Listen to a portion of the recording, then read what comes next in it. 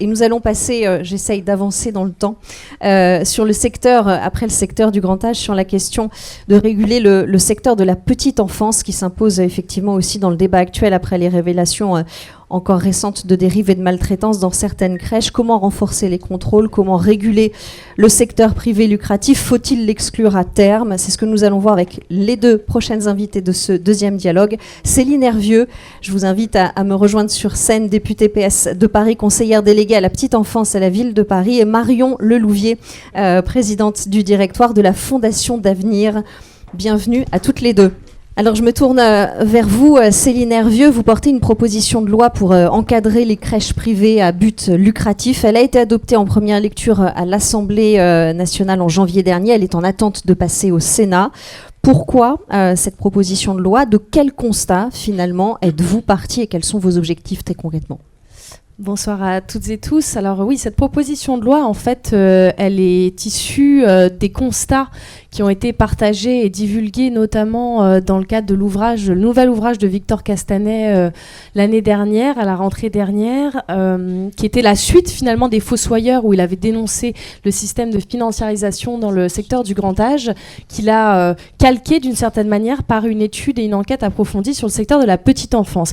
Et vous l'avez dit, il se trouve que moi j'ai été effectivement pendant 4 à 5 ans conseillère déléguée en charge de la petite enfance à la ville de Paris. Et donc j'ai visité de nombreuses crèches, j'ai suivi et accompagné cette politique publique à Paris. Et j'ai constaté, comme beaucoup, et c'est à la suite aussi de nombreux rapports de l'IGAS, de l'Inspection Générale des Affaires Sociales, qui ont pointé un certain nombre de dérives assez identiques finalement à celles qu'on a identifiées dans le secteur du grand âge, qui commençaient à se reproduire dans le secteur de la petite enfance et des crèches. Et notamment en pointant des détournements d'argent public, puisqu'on est là aussi dans un secteur qui est largement financé par de l'argent public, et avec finalement une place de plus en plus importante d'acteurs privés lucratifs, avec des grands groupes d'entreprises de crèches qui ont commencé à avoir pignon sur rue. Et on s'est rendu compte, en regardant les chiffres, que vous aviez plus d'une place sur 2 en crèche qui était ouverte dans le cadre du secteur privé lucratif. Et il y a un certain nombre de dérives qu'on a constatées, qui ont été pointées du doigt dans ces différents rapports. Et l'ouvrage de Victor Castanet est arrivé à la rentrée de septembre 2024. Et finalement, j'ai considéré, avec d'autres au Parti Socialiste, qu'il était nécessaire finalement d'encadrer en amont. Notre rôle en tant que politique, c'est finalement d'anticiper les transformations de la société et les dérives potentielles. Que ce qu'on avait observé dans le grand âge, on était en train de l'observer dans le secteur de la petite enfance, et que donc l'objectif était de commencer à poser les premières pierres d'une régulation de ce secteur marchand dans le secteur de la petite enfance, pour protéger justement les enfants accueillis dans ces structures privées. Et alors, merci Céline Hervieux. Et face aux dérives qui viennent d'être évoquées, Marion Lelouvier, vous avez eu une démarche complémentaire, si je puis dire, parce qu'en fait, avec la Fondation d'Avenir et la Fondation Solimut Mutuelle de France, vous avez coffiné une étude, cette fois-ci non pas pour aller voir les dérives dans le secteur privé lucratif, mais pour aller voir ce qui se passe dans les établissements gérés par l'ESS. Donc en fait, c'est là où vous êtes très complémentaires. Et qu'est-ce que vous avez pu observer? Et puis, comment cette étude a été mise en place? Et puis les conclusions, en fait. Elle n'est pas encore sortie, je crois. Non, exactement. Bonsoir à toutes et tous.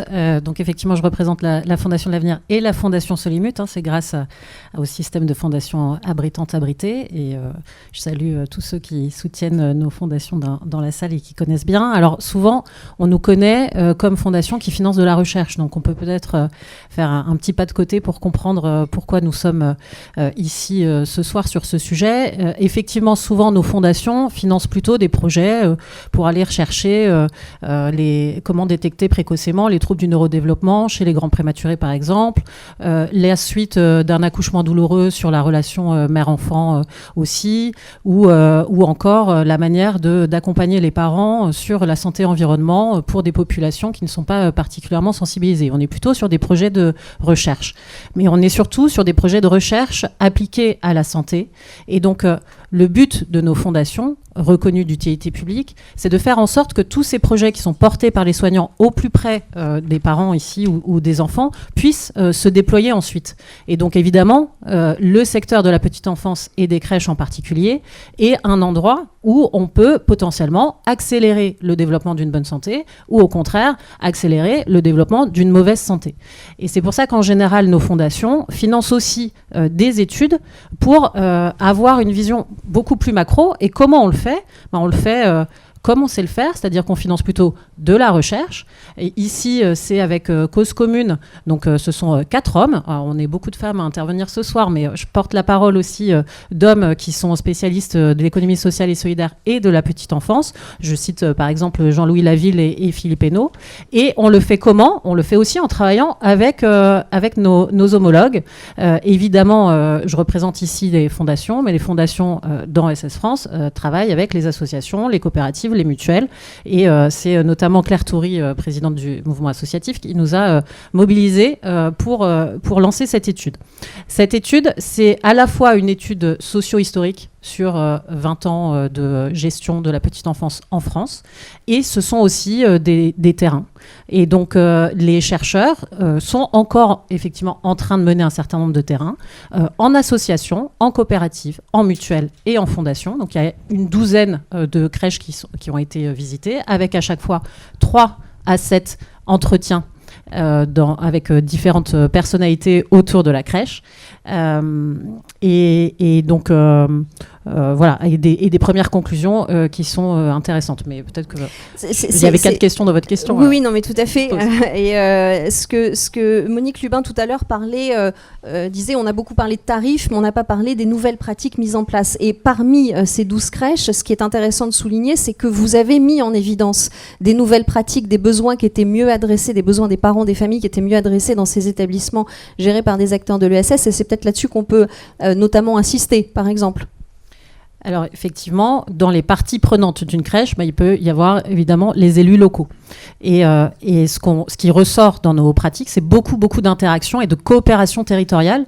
Finalement, exactement comme Anne Penaud l'a souligné, l'avantage des crèches, comme pour les EHPAD de l'ESS, c'est l'implantation et l'interaction très très forte avec les élus locaux. Donc ça, c'est quelque chose qui ressort fortement, quel que soit le statut ESS. C'est quelque chose qui ressort fortement pour les crèches gérées par les acteurs de l'ESS. Deuxième élément, puisqu'on est sur faire du bien plutôt que du chiffre, je vais prendre un verbatim. C'est un verbatim, vous allez me dire, c'est pas très scientifique, c'est pas quantitatif, mais c'est quand même très, ce sont pas des verbatims orientés. Une salariée qui indique qu'elle apprécie, après avoir travaillé en lucratif, d'être aujourd'hui dans le non lucratif, parce que la directrice générale gère plutôt par le lien que par l'indicateur. C'est un propos qui correspond bien à ce qu'on vient voir ce soir. Une maman qui a été interrogée également dit ce qui est transmis dans les transmissions en fin de journée, c'est vraiment l'essentiel. C'est pas le nombre de fois que l'enfant a pleuré ou que l'enfant a été changé en termes de couche, c'est vraiment l'essentiel. Donc il y a des soirs où finalement tout s'est bien passé, il n'y a rien à dire. Et puis il y a parfois du temps qui peut être pris à l'issue de la journée ou au début de la journée suivante, soit parce que le parent, la salariée détecte que le parent n'est pas dans une situation ou un état d'esprit habituel, et il peut y avoir un temps qui est pris, et ça a été restitué à plusieurs reprises. Soit il peut y avoir aussi des contacts dans la journée à travers des applications, notamment, pour faire preuve démontrer ce qui a pu se passer. En termes de chiffres, je prends le baromètre qualité mené par la Mutualité française, 98% des familles sont satisfaites du développement et de l'éveil de l'enfant. Ce qui m'évite de vous restituer la partie prenante enfant, puisque je n'ai pas les verbatims des enfants ce soir à vous restituer. Merci Marion. Ça me fait penser, Céline Hervieux, à ce que vous disiez, donc réguler et comment réguler. Marion Lelouvier parle de lien finalement, de faire lien entre les parents et les assistantes maternelles qui travaillent dans ces établissements.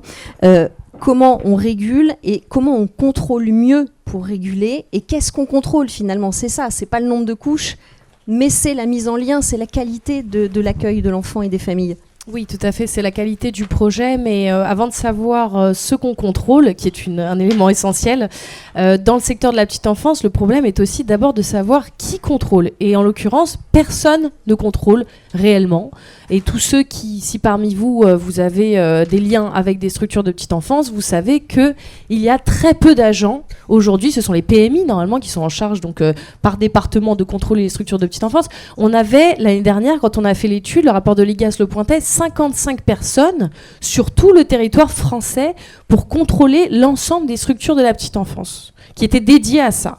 Donc autant vous dire que c'est même pas un par département. Donc en fait, la réalité, c'est que les établissements ne sont pas contrôlés. Ils ne le sont pas suffisamment. Et c'est pour ça qu'on arrive, en fait, finalement, on accepte de regarder et de se pencher sur ce qui se passe dans les établissements quand il y a un drame. Quand il y a un drame comme ça s'est passé à Lyon, dans une crèche du secteur privé lucratif, où un enfant qui est décédé parce que, bon, c'était un cas très très grave, évidemment, ça n'arrive évidemment, heureusement, pas souvent, mais je veux dire, c'est dommage qu'on attende que ça se passe pour se poser la question des contrôles. Donc d'abord, qui contrôle ? Ensuite, il y a effectivement des référentiels qui sont à disposition maintenant aujourd'hui des PMI de qualité. Mais en fait, la question, et là je rejoins totalement ce que disait Madame Lelouvier, c'est qu'aujourd'hui, si on a ce déploiement aussi des structures privées lucratives, je veux dire, ces structures privées lucratives, vous le savez, vous êtes des acteurs de l'ESS, c'est pas par bonté d'âme qu'ils investissent dans le secteur de la petite enfance.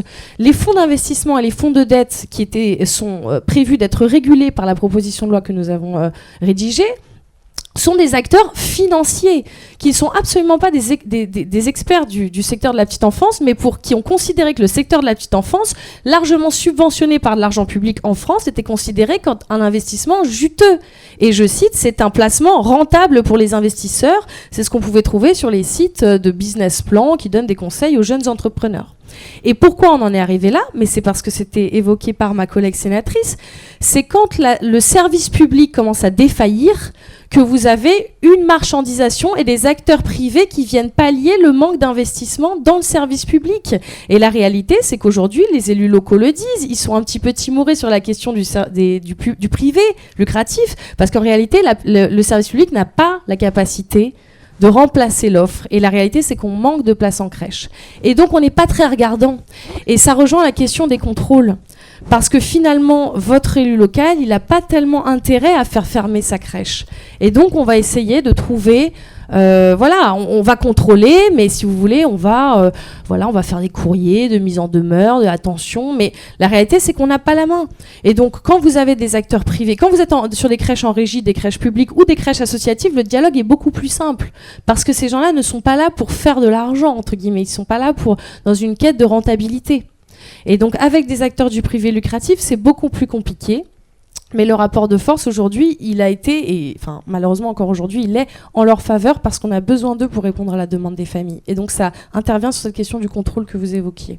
Donc ça c'est effectivement la proposition de loi que vous portez en ce moment. Est-ce que c'est une étape donc vers une régulation, un meilleur encadrement ? Et si on pousse encore la logique plus loin, si on essaye d'aller réserver la filière, je me tourne vers vous Marion Lelouvier, est-ce qu'on peut aller vers un basculement progressif vers l'ESS et le secteur public en excluant le secteur privé lucratif? Est-ce que c'est faisable et est-ce que les acteurs de l'ESS ont les moyens aussi de porter cette transformation? Vous parliez du manque de place en crèche concrètement. Oui, alors pour le coup, on va revenir sur pas mal de chiffres, je pense, parce qu'il y a effectivement une transition à faire, probablement, mais on ne peut pas faire une bascule en trop peu d'années. Comme le disait Éric Chenu tout à l'heure, en fait, également, on paye ce manque d'investissement de la puissance publique de long terme, depuis longtemps. Et quand on voit le poids relatif des secteurs, finalement, les gestionnaires de crèches, les municipalités qui gèrent des crèches pèsent toujours à peu près pour le nombre de places depuis une vingtaine d'années. Le secteur associatif n'a pas réussi à passer et même s'est fait dépasser par le secteur lucratif qui, lui, gagne des pourcentages. Notamment, la France était quand même plutôt préservé par rapport à ses voisins européens, mais il y a eu une accélération depuis les années 2010, et donc c'est surtout là qu'on a eu beaucoup de gains de points de marché, puisque c'est considéré comme tel par les acteurs lucratifs depuis 2010. Et donc, réinverser la tendance, ça veut dire répondre à beaucoup de problématiques en même temps. Certains diront, effectivement, il y a moins de naissances, donc finalement, ça va peut-être s'autoréguler. Certes, sauf qu'aujourd'hui, il y a toujours plus de 50% des enfants de moins de 3 ans qui sont gardés par leurs parents, mais ce sont surtout des familles précaires. Il y a quand même 20% des enfants de moins de 3 ans qui vivent sous le seuil de pauvreté. Ces enfants qui sont gardés à domicile sont souvent les enfants de familles très nombreuses ou de familles monoparentales.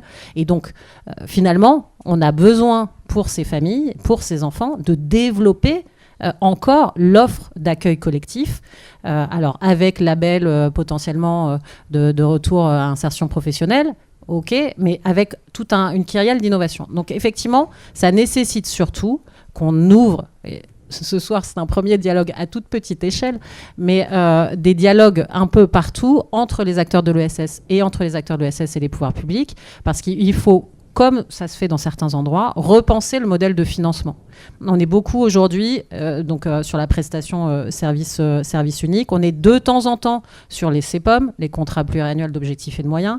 On est de temps en temps avec des forfaits justement pour des accompagnements sociaux ou des forfaits pour quand il y a un grand nombre d'enfants en situation de handicap qui sont accueillis. Ce sont des modèles qu'il faut absolument regarder. Puisqu'on ne peut pas faire mieux avec moins d'argent, ne serait-ce que pour pouvoir rémunérer suffisamment de professionnels, avec une rémunération également suffisamment attractive et une offre de formation. Et c'est là que je parlais des coopérations territoriales. Parfois, l'offre de formation, elle peut être assurée par la collectivité. Dans les coopérations territoriales, dans les exemples qu'on a vus, il y a pas mal de coûts de formation, entre guillemets, qui sont repris, géré directement par la collectivité et pas par le gestionnaire.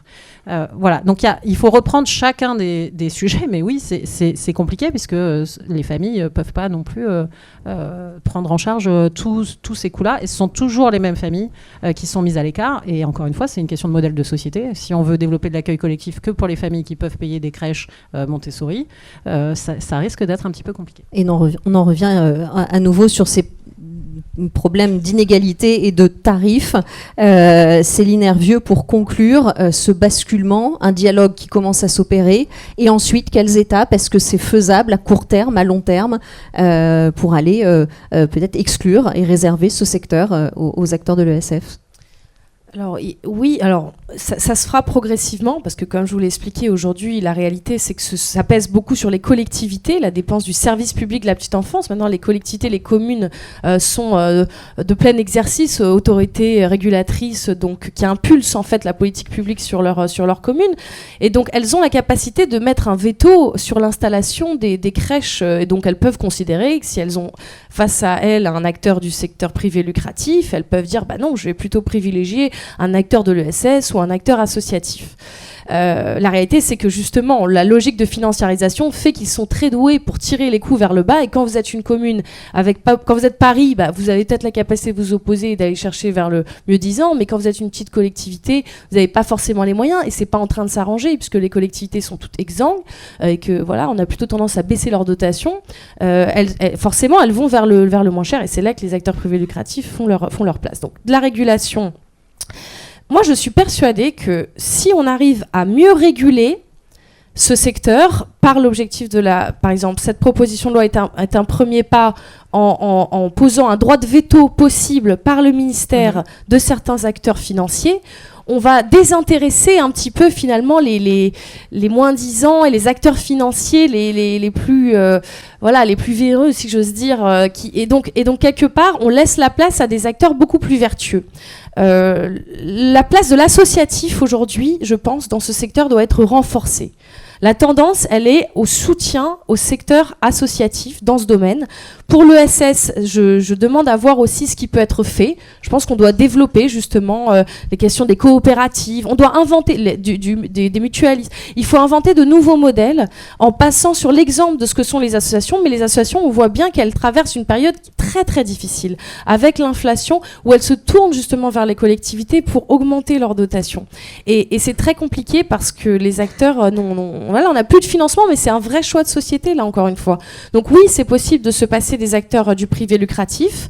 Pour l'instant, on n'en est pas capable, mais il s'agit déjà de poser les premières pierres de régulation pour qu'on on sorte de cette attractivité qui est un petit peu toxique et qui attire des investisseurs qui ne se préoccupent pas tellement de la qualité ou du bien-être, mais plutôt des investissements financiers. Et donc, je pense que c'est possible à long terme par des politiques de régulation. Merci. Mesdames, est-ce qu'il y a des questions dans la salle ?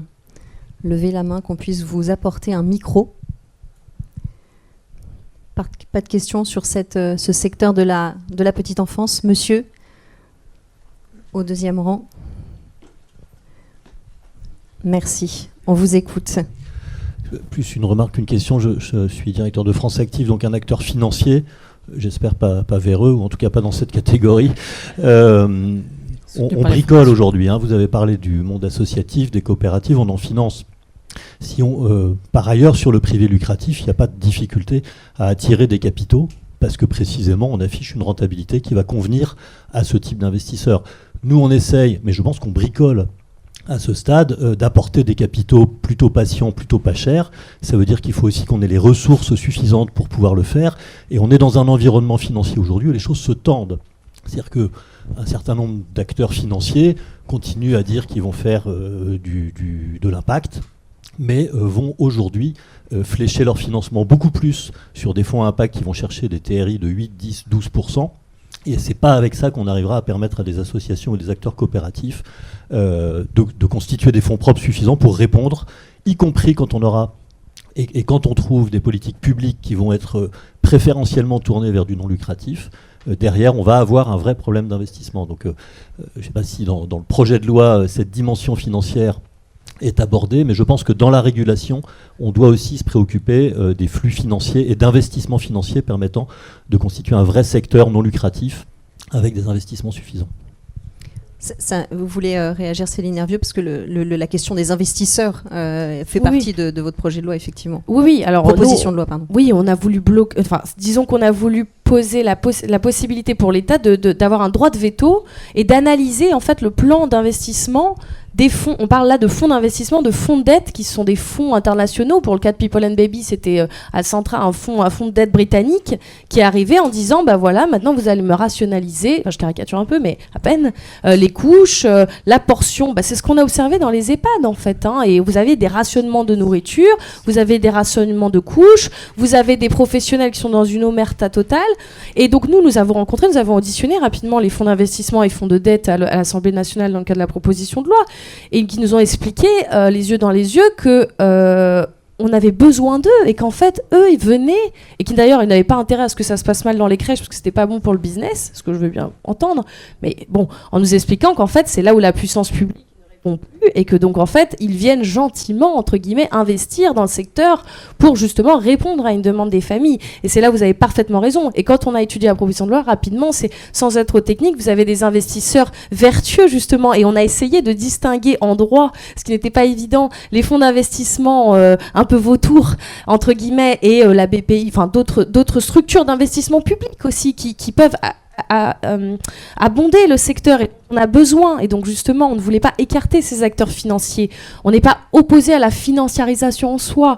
Enfin, on a besoin d'investissements et d'investisseurs. Simplement, il faut que ce soit dans un cadre réglementé, ce qui n'est pas le cas aujourd'hui. Et donc, vous avez parfaitement raison, je vous rejoins sur votre intervention. Et c'était la sensibilité qu'on a essayé de trouver à ce texte et la rédaction complexe qui permettait justement de ne pas être dans une fermeture totale à tous ceux qui souhaiteraient investir dans ce secteur. Merci pour votre remarque. Et très rapidement, Marion Lelouvier, une réaction. Juste pour dire que l'international peut aussi donner des exemples, et pas que des exemples d'investissements transfrontaliers. Sur la Belgique, par exemple, ou le Danemark, qui a plus investi dans des démarches de qualité donc de régulation par la qualité, il y a moins ce phénomène de financiarisation, parce que effectivement, quand investir dans la qualité, ça correspond pas à la démarche de personnes qui cherchent un TRI trop élevé.